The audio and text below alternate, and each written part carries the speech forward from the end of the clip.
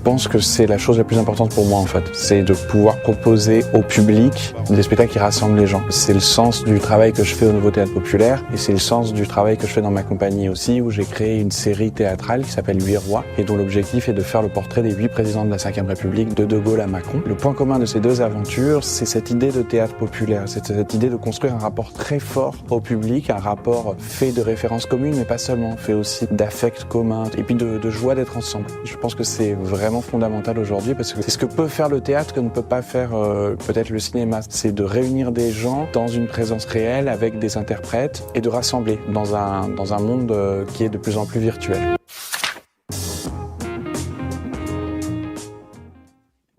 Allez, à nous, chantier numéro 1, avec une synthèse présentée par Gwenola David, rapporteuse de l'atelier Trajectoire. Mesdames et messieurs, installez-vous, s'il vous plaît, sur le plateau.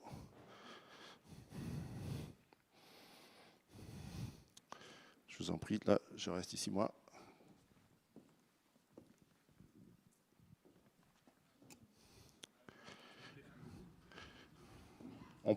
La mixité ne nous fait pas peur, hein, on peut mélanger. Pas encore, pas encore. Vous le serez à peu près sur l'intégralité de la journée.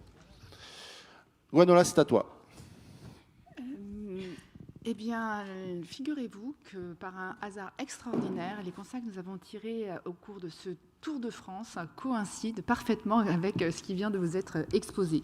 La demande, c'était mettre en scène est un métier, 3 constats, 3 propositions. Et donc, le premier constat, c'est l'invisibilité des multiples dimensions du métier. C'est-à-dire que les différentes dimensions de l'activité qu'un metteur en scène exerce très concrètement ne sont pas reconnues dans son statut juridique ni dans la définition de son métier. Donc, c'est tous ces savoir-faire entrepreneuriaux qui vous ont été exposés par Eva Oya et Quentin Génissel.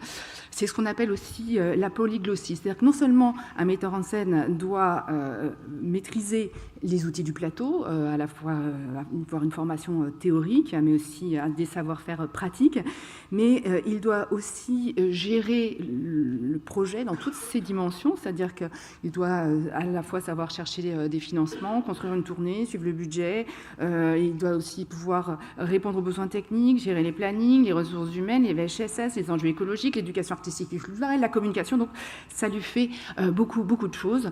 Certains appellent ça couteau suisse, d'autres polyglossie. Chacun choisit. Alors évidemment, un metteur en scène, une metteuse en scène peut cumuler différents statuts, puisque sur la partie, par exemple, recherche de financement, il peut tout à fait être déclaré comme chargé de production, mais pour la direction artistique qu'il exerce de sa compagnie, puisque c'est en général le cadre, eh bien là, il va devoir émarger au régime général, d'où évidemment une très grande complexité. Donc la conséquence de cette invisibilité de ce travail, c'est qu'il n'est pas financé.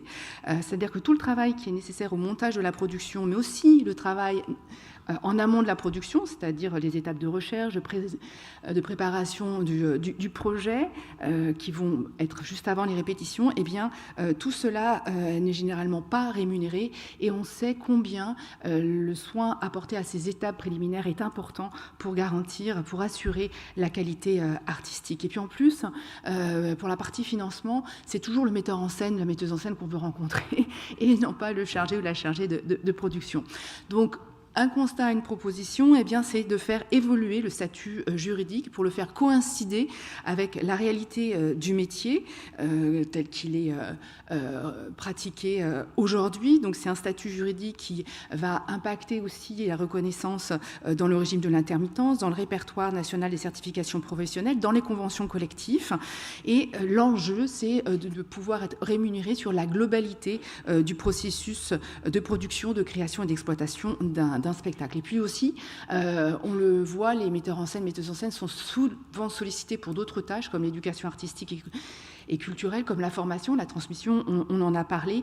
Eh bien, c'est aussi une meilleure reconnaissance de ces actions-là dans le calcul du statut d'intermittence. Et puis, by the way, il a été beaucoup aussi question du statut des compagnies qui est jugé comme finalement peu pertinent pour l'activité des metteurs en scène. Deuxième constat, qui rejoint ce qui a été dit tout à l'heure, c'est le besoin de structuration et de compétences. C'est-à-dire que construire un parcours, ça ne se fait pas tout seul, ça se fait avec des outils, avec une équipe, et la structuration passe généralement par la création d'une compagnie qui va porter les projets du metteur en scène, de la metteuse en scène, et c'est cette personne qui va assumer la direction artistique.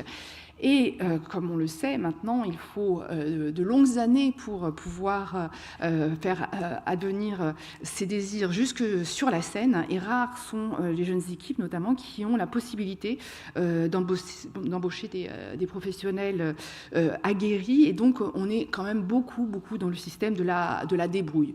Donc, par rapport à ce constat, ont été formulées de nombreuses propositions. Je ne vous en cite plus quelques-unes. D'abord, pour pouvoir s'appuyer sur des structures telles que des bureaux de production, des associations qui mutualisent les compétences, des groupements d'employeurs, tout ça pour avoir accès à des ressources, à des compétences, suivre des formations continues. Et donc, ça nécessiterait davantage de soutien à ces outils par la puissance publique.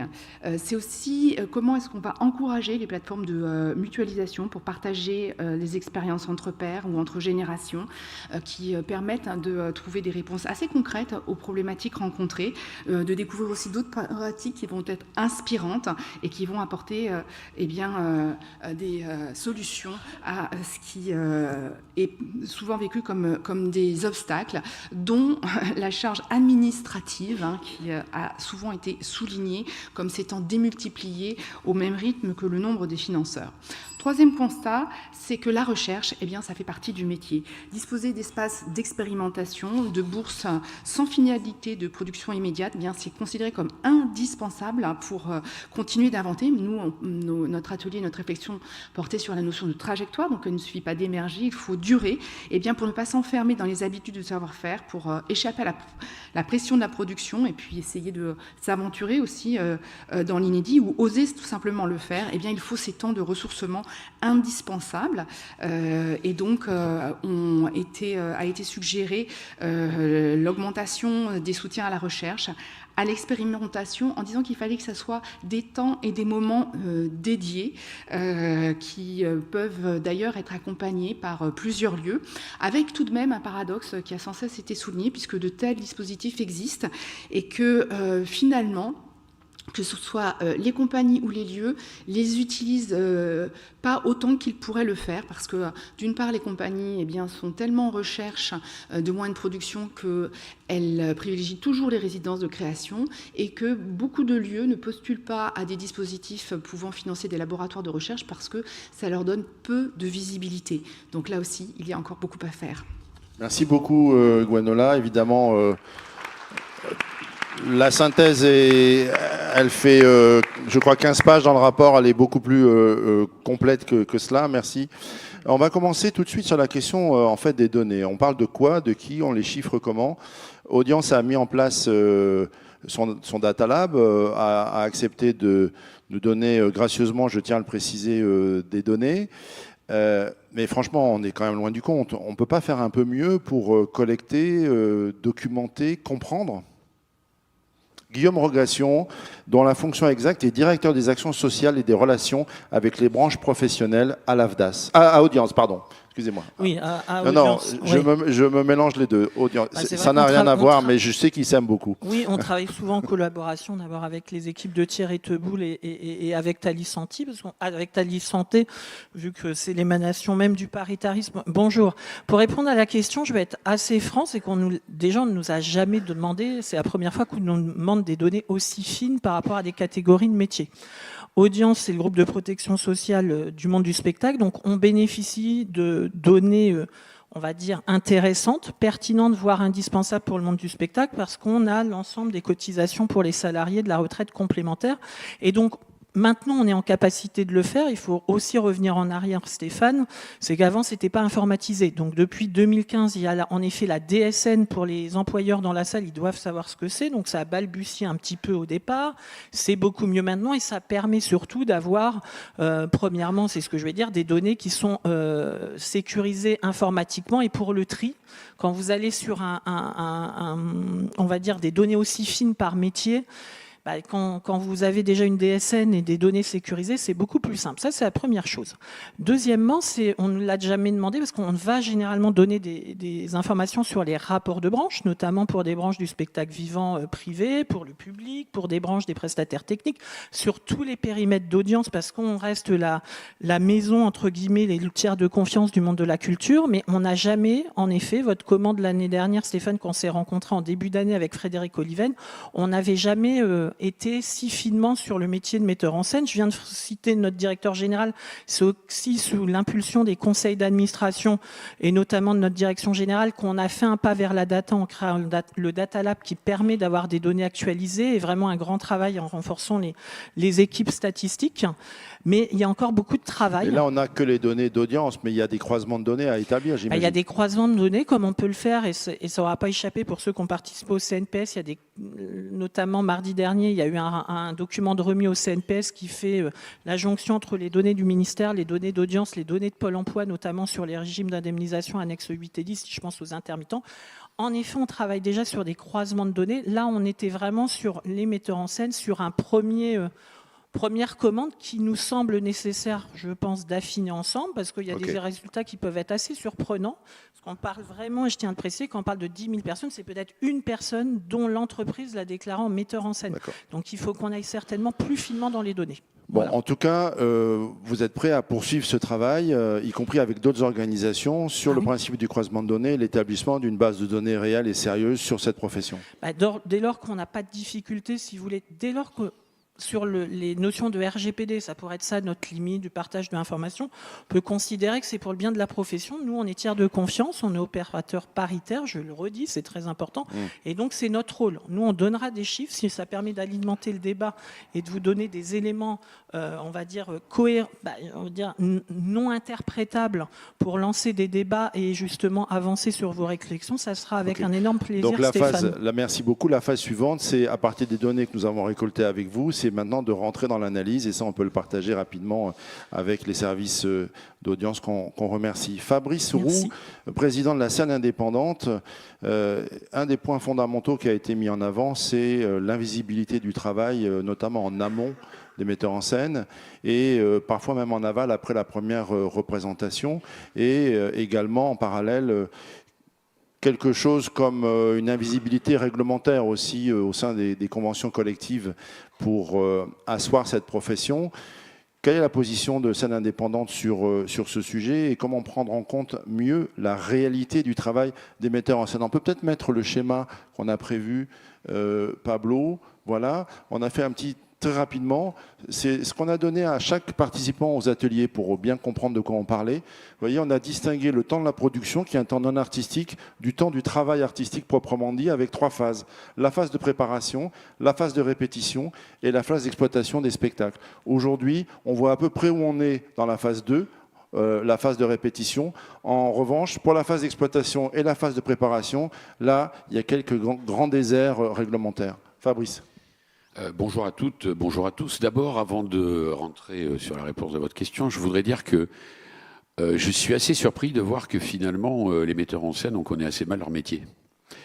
Je suis surpris parce que d'abord, on est une profession, un secteur où de nombreux producteurs sont des artistes qui ont changé de métier, qui sont devenus ou producteurs ou metteurs en scène. Enfin, pour moi, c'est comme si on disait... dans le sport, on ne sait pas à quoi sert un entraîneur ou un chef d'orchestre pour un orchestre. Sans metteur en scène, on ne peut pas faire grand-chose. Comme vous le dites, leur travail il est décomposé en plusieurs parties. Je fais juste une parenthèse pour dire qu'on voit qu'il y a beaucoup de travail avec la production qui se fait en préparation. On a à plusieurs reprises, nous, essayé de défendre les producteurs indépendants, mais pas que, le droit du producteur qu'on n'arrive pas à avoir. Et je me demande si dans le travail que nous faisons avec les metteurs en scène, au moment de la préparation, on ne pourrait pas concevoir aussi que notre travail n'est pas juste de financer, mais aussi de conceptualiser aussi avec les metteurs en scène.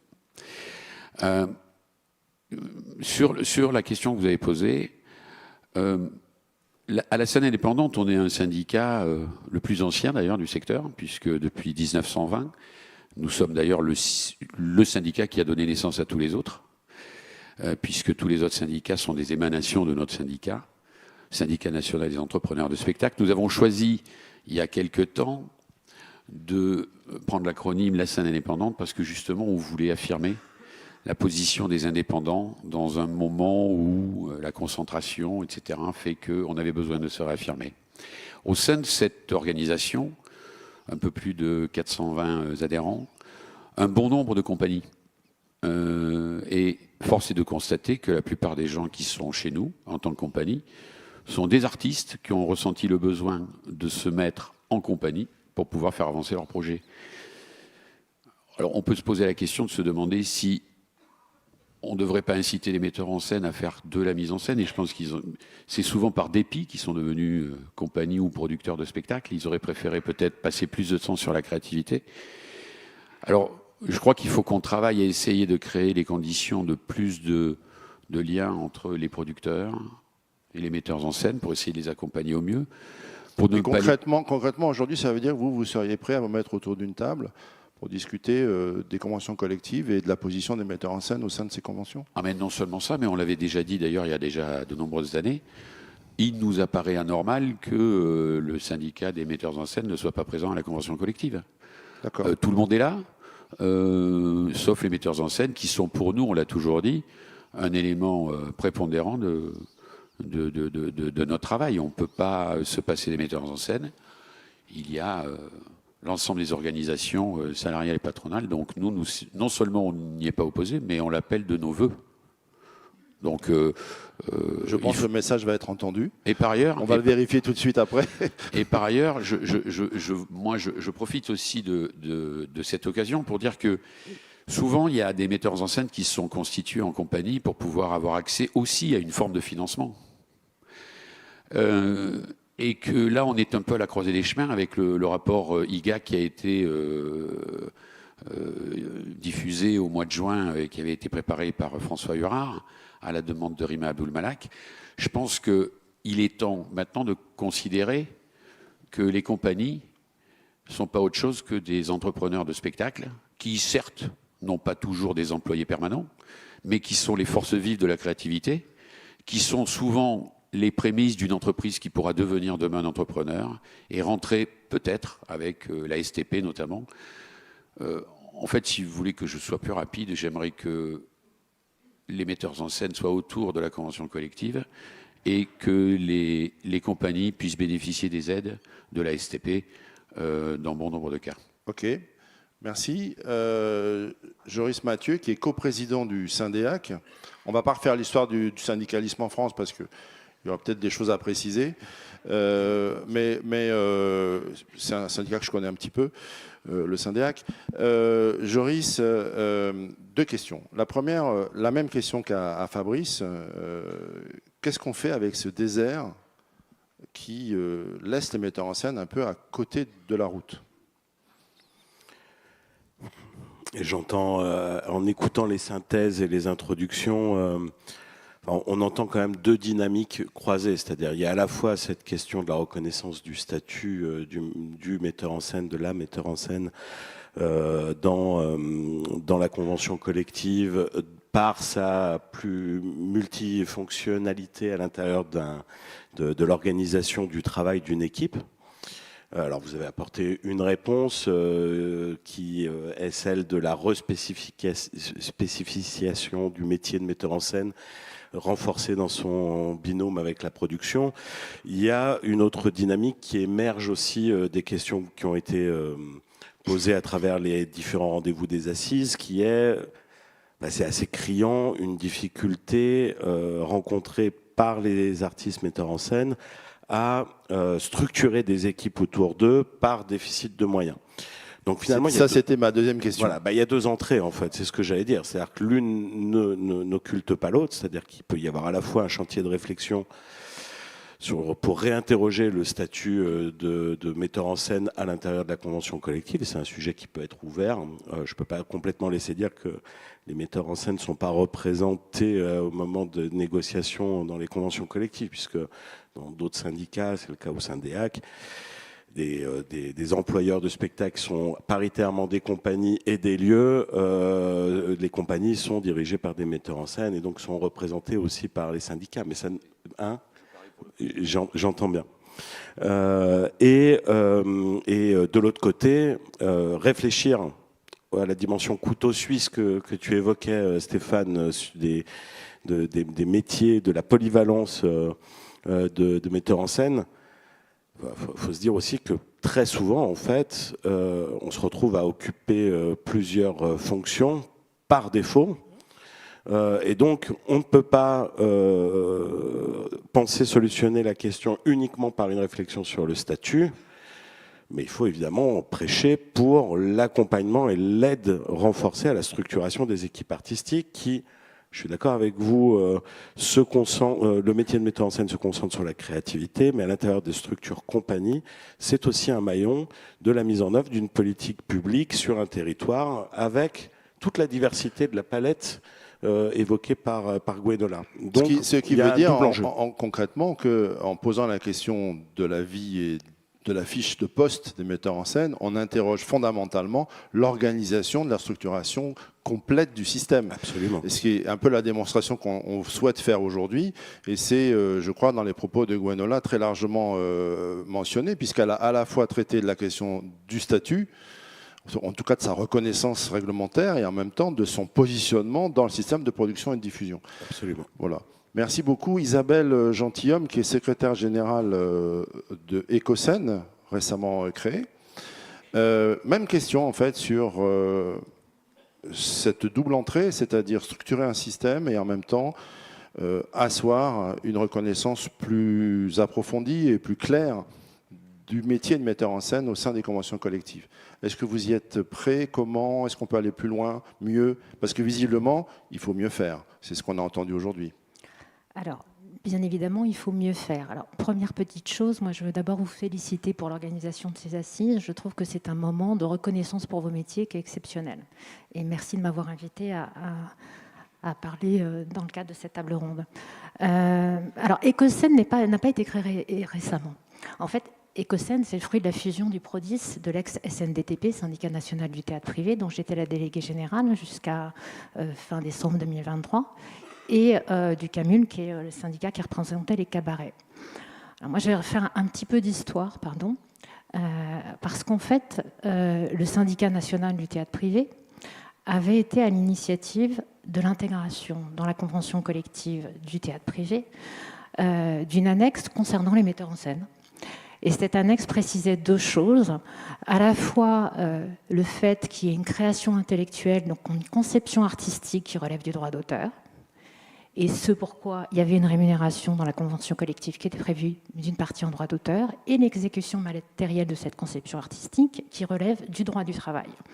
Et pour être parfaitement juste, une convention collective, normalement, elle ne règle que les questions qui relèvent du droit du travail, ce qui explique que ne peuvent avoir autour de la table que des organisations patronales et salariales représentatives dans le champ.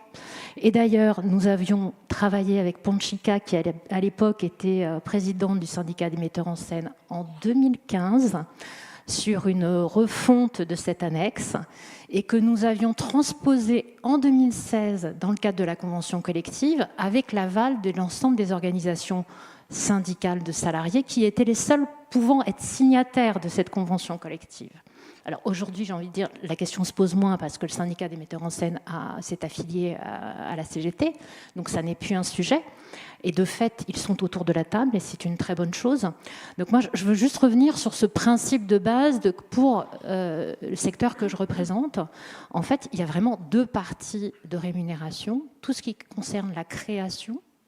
Et dans ce cas-là, pour moi, on est quand même... on n'a plus le tableau, pardon. On peut remettre le tableau. On est sur la phase de préparation, qui pour moi, là, relève plus du droit d'auteur. Les répétitions, bien évidemment, droit du travail. Quant à l'exploitation, droit d'auteur. Et c'est ce qui se passe aujourd'hui. Alors après, sachant que ce point n'est pas entièrement... Je vous parle juste de ce qui existe aujourd'hui dans le secteur que je représente. Après, que les choses soient mal quantifiées, qu'il faille avancer en termes de poids, de rémunération sur les deux phases, je pense que la discussion, elle reste ouverte. Et d'ailleurs, quand j'interroge mes adhérents, au-delà de ce qui est prévu par la convention collective, on va dire que ça ne correspond pas exactement à ce qui se pratique dans la convention collective, qui de toute façon ne peut exprimer que des minima, et ensuite, vraiment dans la réalité, eh ben, c'est souvent assez différent et heureusement mieux disant que ce qu'il y a dans la convention collective. Voilà sur la première chose sur laquelle je voulais réagir. Donc en synthèse, ça signifie qu'il y a déjà un travail qui a été mené avec vous pour instituer le metteur en scène sur le plan réglementaire dans les conventions collectives, mais vous êtes conscient qu'il y a un déficit de définition dans la durée du travail, et la question que je pose en complément, c'est cette phase préparatoire, en tout cas ce qui est remonté du terrain, n'est pas pensée uniquement en termes de droit d'auteur, elle est aussi pensée en termes de salariat. Je l'entends, pardon, je l'entends, et c'est pour ça que je vous dis que dans la réalité, encore une fois, moi j'ai préparé un petit peu ce moment. Je précise, on n'est pas du tout en phase de négociation aujourd'hui, soyons clairs. Fait. Oh, mais hein, moi j'ai interrogé. On ne lance pas un débat, on n'est pas en commission paritaire. On essaie de comprendre l'existant et ce qu'on pourrait faire pour que ça aille mieux. Voilà. Moi, je vous dis juste que j'ai interrogé. Hein, et encore une fois, là, moi, je représente le spectacle vivant privé. Et les gens qui sont adhérents de notre organisation professionnelle m'ont confirmé que la phase de préparation et surtout la phase de répétition était rémunérée au-delà des minima conventionnels. Voilà ce que je peux dire. Ok. Fabrice, je donne la parole à tout le monde. Pardon, je voudrais juste un dernier petit point. On commente. Peut-être la particularité aussi du secteur que je représente, c'est que la phase d'exploitation des spectacles est une phase d'exploitation qui est longue. Donc en fait, souvent, les spectacles se jouent en moyenne 80-90 fois. Donc on est sur quelque chose qui, en termes de rémunération sur la base du droit d'auteur, n'a rien à voir avec une exploitation donc, de 3-4 représentations. Ce que dit Isabelle Gentilhomme, c'est qu'il y a un distinguo à établir entre secteur privé et secteur public, d'une certaine façon, parce que les modalités d'exploitation sont très différentes. Voilà. Ok. Tu voulais faire un commentaire hyper bref, Gwenola, mais alors hyper bref. Hein. Extrêmement bref, puisque ce qui remonte du terrain, c'est que bien souvent les artistes n'osent pas déclarer leur mise en scène parce qu'en fait ils ont peur que ça grève le coût de cession final pour l'acheteur. Donc on est dans une économie ultra concurrentielle où cette dimension rentre en ligne de compte. Donc certainement il faut distinguer entre ce qui se pratique dans le théâtre public avec des séries moins longues et le théâtre privé. Mais voilà, il y a aussi ce frein réel qui est remonté du terrain. Bon, on a évoqué salariat, droit d'auteur. On va quand même revenir sur le salariat enfin, tu peux traiter des deux questions, Cyril. Et on viendra au droit d'auteur. Ensuite, je te donnerai la parole, Fabrice. La question, donc La question, c'est déjà, le syndicat est à l'initiative de tout ça. Il a produit ce schéma, le schéma qu'on vient de voir. Maintenant, il y a une donnée importante, c'est que le SNMS, affilié à la Fédération du spectacle CGT, fait partie des organisations représentatives. Moi, ce que j'ai entendu autour de cette table ronde, c'est une porte ouverte. Donc, on y va ? On y va quand, surtout. Non, juste repréciser, parce qu'on est passé par quelques points historiques, juste pour bien comprendre que le syndicat national des metteuses et metteurs en scène, fondé en 1944, était au sein de la CGT Spectacle dès le départ, jusqu'au début des années 90. Il a perdu sa représentativité en quittant la fédération. Et en fait, c'est un retour à la fédération CGT du spectacle que nous avons effectué il y a maintenant 1 an. Voilà, pour repréciser les choses. Ce qui expliquait très simplement la raison pour laquelle il n'y avait pas de metteuses et metteurs en scène autour de la table quand il y avait une table de négociation, et encore moins quand il n'y en a pas autour de l'artiste, metteuse ou metteur en scène. J'insiste sur ce point parce que je me permets simplement de dire par rapport à Joris sur la question de la représentativité des metteuses et metteurs en scène via le Syndéac. En fait, ils le sont en tant que directeur de compagnie ou de structure. À aucun moment, ils n'interviennent en tant qu'artistes. Et ça, c'est très important. L'ADN du SNMS, justement, c'est que c'est un syndicat d'artistes fondé par des artistes, vous le savez toutes et tous, le cartel. On va pas, voilà, vous connaissez cette histoire. Et donc voilà. C'est ce que je dis, on ne refait pas l'histoire, mais que cet ADN-là est très important. Donc si on veut défendre les metteuses et metteurs en scène du point de vue de l'artiste, parce que pour nous, c'est l'artiste qui guide les choses, il faut partir de ce point précis-là, eh bien, c'est cette démarche qu'on peut faire, nous, en tant que syndicat, et je le précise bien, de salariés. Un metteur en scène ou une metteuse en scène est un salarié d'une structure. Voilà, ça c'est la première des choses. Après, sur la question, justement, je rebondis un peu sur ce que dit Fabrice sur la question du producteur qui est un artiste qui, par désespoir, serait devenu producteur. C'est justement, en fait, on a la réponse dans la question, quoi. C'est-à-dire que, voilà, c'est quand même très problématique, juste pour cette petite chose-là, voilà. Sur ce qui a été dit par Isabelle sur la phase de préparation, sur le droit d'auteur, oui, très bien, ça existe dans les textes, entre guillemets, personne ne le sait, mais ça existe, et c'est jamais appliqué. J'aimerais savoir quel est le nombre de commandes de mise en scène. Est-ce que certains et certaines savent qu'il y a une commande de mise en scène que vous pouvez faire au sein de la SACD? Voilà. Donc, il y a parfois des outils réglementaires, juridiques qui existent, et ça, c'est notre rôle aussi en tant que syndicat, de dire ça existe. Comme l'a rappelé Isabelle, dans la convention collective du théâtre privé, il y a quelques lignes sur le metteur en scène, il y a des choses qui ont été définies, et c'est une avancée, et il faut le soulever. Sur la convention du théâtre public, pour l'instant, il n'y a rien, en fait, à part la définition du métier, mais il n'y a rien. Et il n'y a rien sur le metteur en scène, on ne sait pas comment le rémunérer, il n'y a pas de négociation annuelle sur les salaires. Et d'ailleurs, ça pose des questions aussi importantes, c'est qu'un metteur ou une metteuse en scène est rémunéré pour l'instant sur la base, si je prends la convention du théâtre privé, qui a été citée, sur la base du SMIC. Voilà, on est quand même à un poste d'encadrement, un poste de cadre, et il y a aussi des questions de rémunération qui sont posées. Ça a été posé pendant les assises, notamment il y a un chiffre qui a été avancé. Je me souviens, dans la synthèse, on parle de 30 € de l'heure, notamment, voilà ce qui est estimé par toutes celles et tous ceux qui ont participé à ces assises. Donc on a des bases, on a des points de repère, et c'est avec ça qu'on va construire l'avenir. Une précision, on n'est pas uniquement, dans le propos que tu viens de formuler, les questions ne sont pas uniquement en termes de rémunération, elles sont aussi symboliques, en termes de reconnaissance de la fonction de metteur en scène comme étant une responsabilité majeure dans la production d'un spectacle. C'est pour ça que j'ai commencé par rappeler l'histoire de ce syndicat et de sa fonction artistique, puisque avant tout, un metteur en scène, voilà, et en tant que porteur de projet, est à l'origine d'une création, d'une œuvre scénique. Ça, je tiens à le rappeler, et que c'est à partir de ce point-là que le reste découle. Mais on le voit bien, ce sont quand même les conditions économiques qui contraignent énormément les équipes. C'est pas que on le dit là, on le dit autour de nous, etc.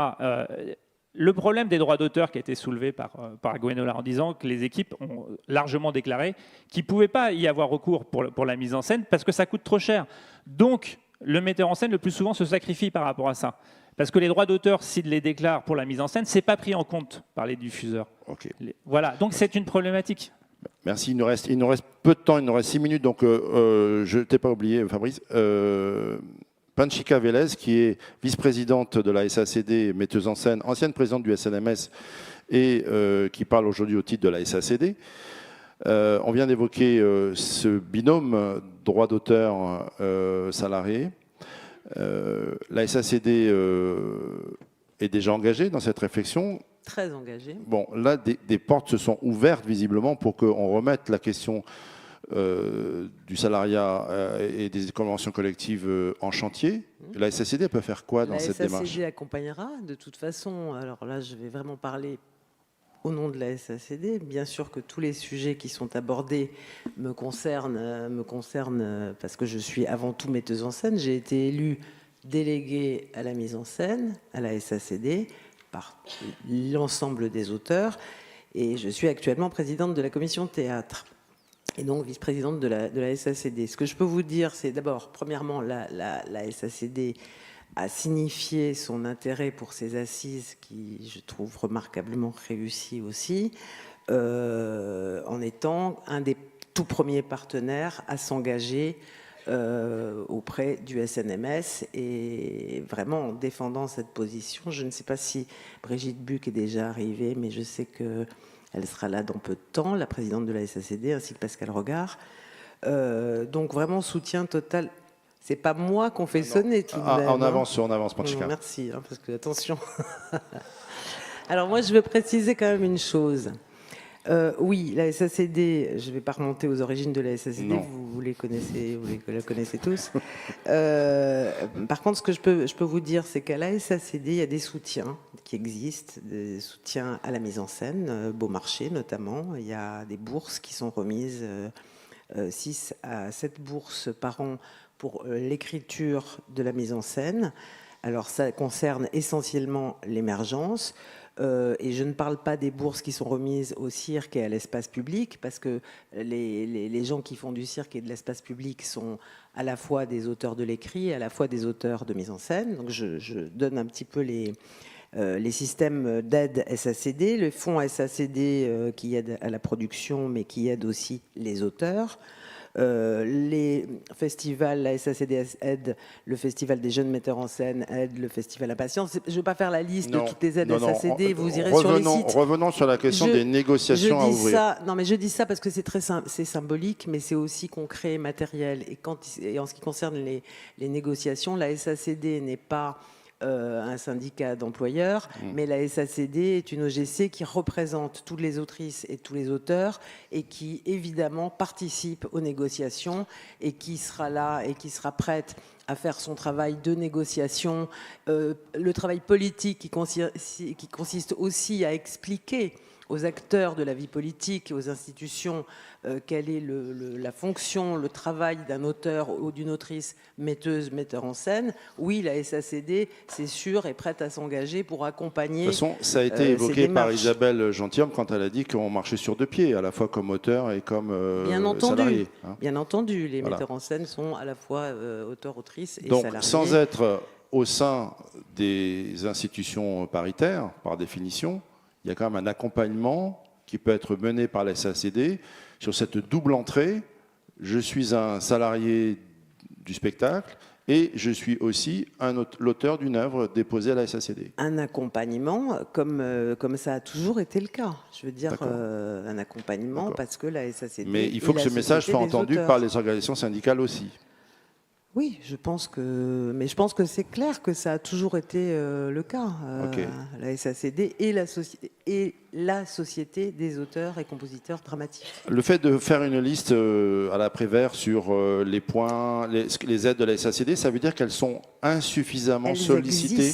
Elles existent, ça, on n'en doute pas. Mais est-ce qu'aujourd'hui, elles ne sont pas suffisamment sollicitées? Non, elles sont sollicitées. Je n'ai pas les chiffres, je ne dirais pas de bêtises parce que je n'ai pas les chiffres. Bien sûr, elles sont sollicitées. Donc, ce n'est pas un appel au peuple à se jeter sur les aides de la SACD? Ce n'est pas un appel au peuple, mais il ne faut pas hésiter. Allez-y quand même. Il ne faut pas hésiter à y aller parce que c'est un vrai... En plus, les jurys, la SACD a un fonctionnement de déontologie assez extraordinaire. Allez-y, oui, bien sûr. Très rapidement, Fabrice. Non, mais c'est important quand même de le dire par rapport à ce qu'on vient de se dire. D'abord, je voulais dire à Cyril que si je constatais qu'il y avait des metteurs en scène qui devenaient des compagnies pour produire, je ne disais pas que c'était la voie royale, et je disais juste que je faisais un constat. Mais je voulais reprendre la parole pour dire que nous avons montré que nous considérons les metteurs en scène comme des salariés, nous, à la scène indépendante, depuis longtemps, puisqu'en 2005, on a signé un accord qui est toujours en vigueur entre le SNSM et nous pour fixer une rémunération minimum en salaire pour l'ensemble des metteurs en scène et des droits derrière. Et j'ajoute que ces rémunérations sont prévues également pour les tournées. Donc on considère bien qu'un metteur en scène est quelqu'un qui fait un travail salarié, et c'est pour ça que ça nous paraissait évident qu'ils viennent siéger autour de la convention collective. Ok, merci de cette précision. On peut presque s'arrêter là. Si on faisait une toute petite synthèse de ce qui s'est dit, donc un chantier, le terme chantier est vraiment approprié puisque vous êtes prêt à mettre les mains, à utiliser la truelle de Marie-Pierre de tout à l'heure. Et quand même revenir sur ce qu'a dit Joris en disant ça ne suffira pas de traiter la question réglementaire, il faut aussi travailler la question de la structuration en même temps. Je pense que c'est un point très important, mais ces questions de structuration, elles vont être évidemment évoquées, Joris, dans les tables rondes suivantes, puisqu'elles sont au cœur en fait, des problématiques. On a 30 secondes, 36 secondes. Je voulais juste dire qu'au conseil d'administration de la SACD, où sont représentées toutes les autrices et auteurs du secteur du spectacle vivant et de l'audiovisuel, ce qui est certain, c'est qu'il y a une écoute et une attention toute particulière aujourd'hui aux enjeux de la mise en scène de spectacle vivant. Voilà. Merci beaucoup. Merci à vous toutes et tous pour cette table ronde. On va enchaîner sur le deuxième chantier. Après, encore quelques paroles de metteuses et metteurs en scène.